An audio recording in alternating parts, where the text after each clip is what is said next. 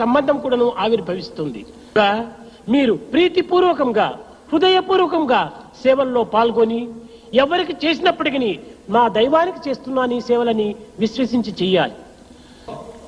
ఈ సేవల యందు నిజముగా నిరహంకారం అనేటువంటిది మన యొక్క సత్యసాయి సంస్థల యందు మాత్రమే ప్రత్యక్షంగా గోచరిస్తుండాలి.